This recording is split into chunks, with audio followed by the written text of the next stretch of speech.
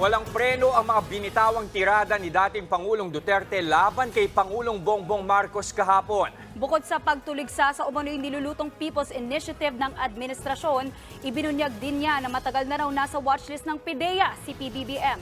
Nasa frontline ng balitang yan, si Gio Robles. May drug addict tayo na presidente. Yan. Yan ang pasabog ni dating Pangulong Rodrigo Duterte laban kay Pangulong Bongbong Marcos sa harap ng higit 50,000 dumalo sa One Nation, One Opposition Prayer Rally laban sa charter change sa Davao City kagabi. Nung ako'y mayor, pinakitaan ako ng evidence ng PIDEA. Doon sa listahan, nandoon yung pangalan mo.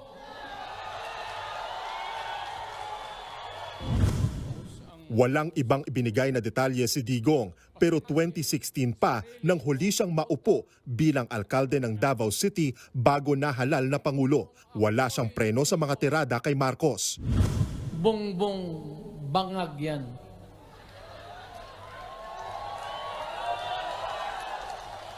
That's why sinasabi ko na sa inyo ngayon, si Bongbong Marcos bangag noon, ngayong presidente na bangag natin ang presidente. Kayong mga military, alam ninyo yan. Lalo na yung nasa Malacanang.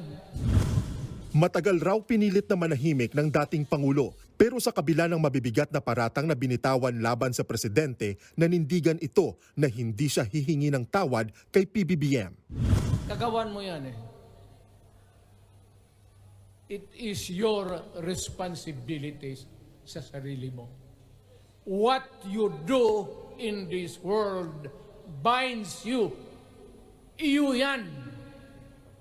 Huwag mong sisihin ang ibang tao kasi sarili mong utak at katawan yan.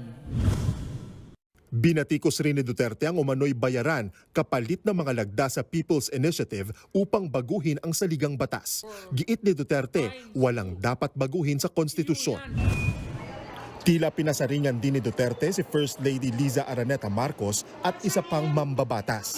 Sila raw kasi ang mga mastermind sa People's Initiative. Mabuti sana kung bright kayo. Kung drug addict ka lang naman at may asawa kang hungry for power, tapos may isa itong taga Leyte, gusto siyang mag-prime minister. Babala ng dating Pangulo, dapat tuldukan ng People's Initiative dahil kung hindi, baka matulad daw si PBBM sa kanyang ama. Sabi ko nga sa iyo, Mr. President, kaibigan kita, Bingbong. Pag pinilit mo ito,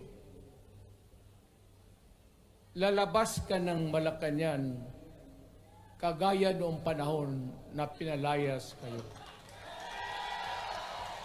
Pumapasok kayo ng alanganin. Mr. President, baka susunod ka sa dinaanan ng tatay mo. Diyan ako takot. Ayaw ko mangyari sa iyo yan. Bukod sa pamilya Duterte, present din sa rally ang kapatid mismo ni PBBM na si Senator Amy Marcos. Personal niyang narinig ang mga banat ni Duterte, pero tumanggi na siyang magpaunlak ng panayam sa media. Wala pa namang formal na tugon ng palasyo sa mga pahayag ng dating Pangulo. Wala pa rin pahayag ang First Lady at House Speaker sa mga tirada ni Duterte.